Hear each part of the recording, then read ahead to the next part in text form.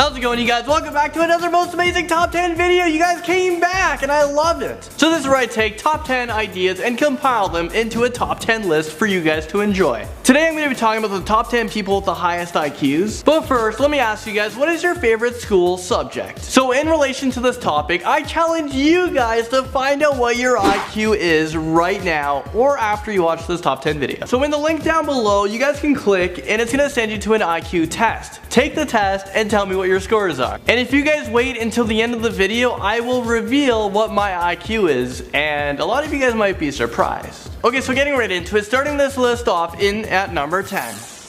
So first we're talking about Stephen Hawking. He is a theoretical physicist, cosmologist, author, and the director of research at the Center for Theoretical Cosmology. Many people don't know this, but at the age of 9 years old, his grades were ranked amongst the worst in his class. No! With a little bit more effort, he brought those grades up to about an average. When it came time to applying to college, the only way that Stephen Hawking was able to go to Oxford University was on a full scholarship. So when he had to write the scholarship exams, he aced them, getting a nearly perfect score. All of a sudden, he just became a genius. Stephen Hawking is best known for his involvement with his discoveries in the field of theoretical physics, which included the development of the Big Bang Theory. Despite being diagnosed with amyotrophic lateral sclerosis, better known as ALS to us, which left him completely paralyzed, his brain recorded an IQ of 154, which took the world by surprise. Regardless of his diagnosis from his doctors, Hawking lived a full and very productive life. This is all with the help of science and modern medicine. Albert Einstein secures himself in at number. The exact IQ of Albert Einstein is unknown as he never took the test, but experts predict his IQ is somewhere between the range of 160 to about 190. He is best known for developing the theory of relativity, which is one of his theories that provides the foundation of our modern understanding of physics. Not too many people were aware of this, but Einstein was actually a slow talker, and some say that he didn't actually begin to talk until the age of 4 years old. Doctors even consider the term the Einstein syndrome. And this is the term to describe exceptionally bright people whose speech is delayed. Einstein has failed his university entrance exam, and then he had to reapply a year later. The pathologist who did Albert Einstein's autopsy stole his brain and kept it in a jar for 20 years, after discovering his parietal lobe was 15% larger than the average brain. Strategically placing herself in at number 8, we have Judit Polgar.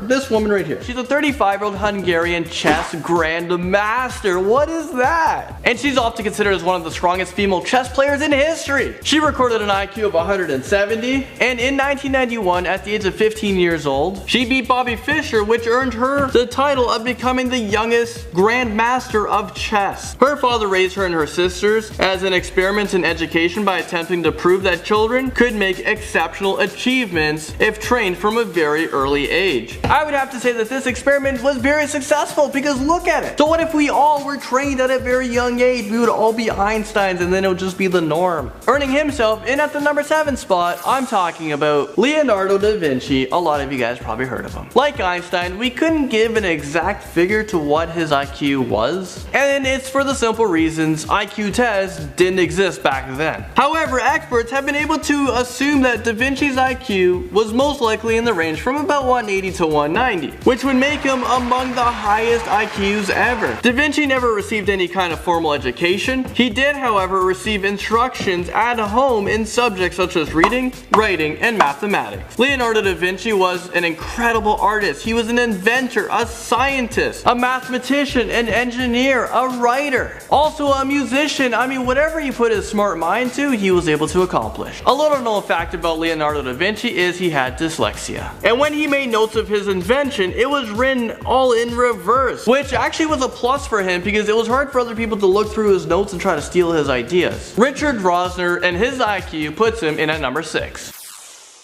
He has an IQ of 192. Richard Rosner is actually an unusual case. He isn't a typical genius. He has written for Jimmy Kimmel Live. I mean, is that why that guy is so funny? Because he hired a genius behind him? And he's also done other TV shows as well. This guy's also been employed as a stripper, a doorman, a male model, and a waiter. In 2000, he infamously appeared on Who Wants to Be a Millionaire? While he was on the show, he was asked about the altitude of capital cities in Korea correctly, and after that he decided to sue the show. However, he did not win his case. Richard placed second in the World Genius Directories. In 2013, he reportedly proceeded to study 20 hours a day, and he did this to try to accomplish the smartest IQ ever, but he didn't succeed. There's people smarter than him. Just like the person we're talking about next, who has 194 IQ, and we're talking about Garry Kasparov. And he comes in to number.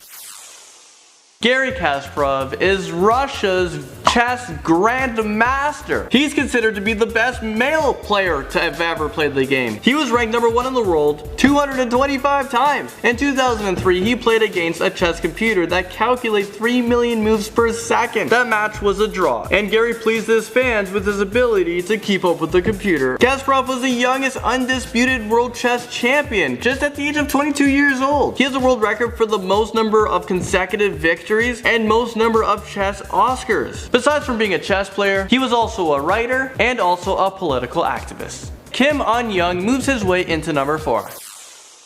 His IQ was recorded at 210. Damn. Which makes it no surprise that he was a child prodigy. He was able to speak fluently at just 6 months old. I'm 25 years old and I'm struggling with English here. He was a great student in physics at Hanyang University at just the age of 3 years old. He was able to read English, German, Korean, and Japanese by his 3rd birthday, and by his 5th birthday he was able to solve complicated differential and integral calculus problems. I don't even know what this is! Later on a Japanese television, he demonstrated his proficiency in Chinese, Spanish, Vietnamese, Tagalog, German, English, Japanese, and of course, let's not forget Korean. And if that wasn't enough, he was invited to NASA to study in the United States, and let me tell you his age.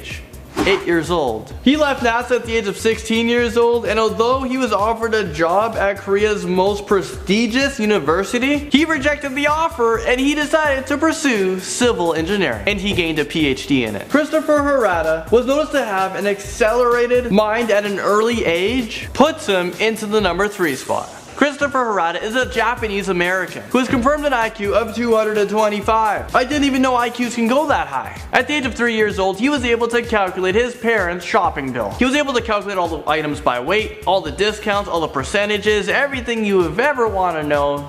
Not really, he was able to do. He was also reading the Dr. Seuss series by himself. At a young age, he was able to recite the alphabets backwards. I can't even do that. Z, Y, X, W. I should just say it forward and get my editor to play it backwards for me. He's also coded the alphabet sequence numerically. For example, the letter O was 15th in sequence. In the 1st grade, he was doing algebra. Christopher entered the California Institute of Technology for 2 years, and then he started to work with NASA on a project exploring the possibility of colonizing Mars. Gifted with an IQ estimated between 225 to 230, we're talking about Terrence Tao, and he comes in a number 2.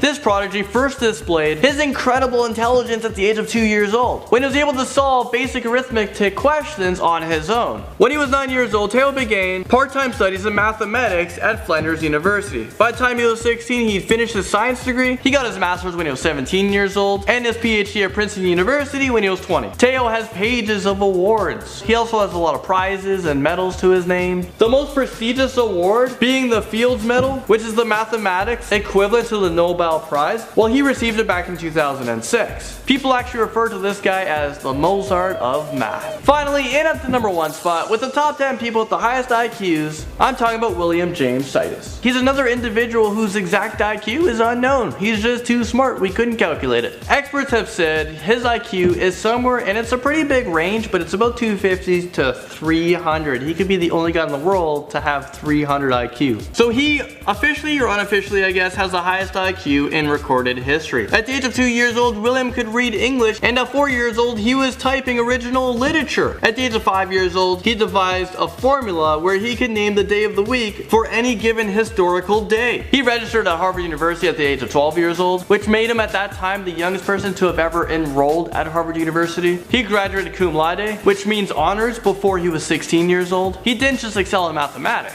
He can also speak fluent in many languages. I'm talking about French, German, Russian, Latin, Turkish, and many, many more. Whatever languages he wants to learn, he's just gonna go read a book and then tomorrow he's mastered it. It's really sad to say, but the smartest guy in the world ever recorded in history, he passed away at the age of 46 years old. And this is due to cerebral hemorrhage. So there you guys have it. That was the top 10 people with the highest IQs ever. Let me know if I missed anyone, or who did you guys think was the highest IQ? And also don't forget to click the link down below. It's gonna take you to an IQ test. Do the test. It may be hard, it may be easy for some of you guys, you smart guys out there. Tell me your IQs in the comment section below, or tell me what you guys think your IQ is. And it's time to reveal my IQ. So I did the test and my IQ was 117. So my IQ is superior intelligence, but I doubt it. Well anyways guys, thank you so much for watching. I'll see you guys next Friday.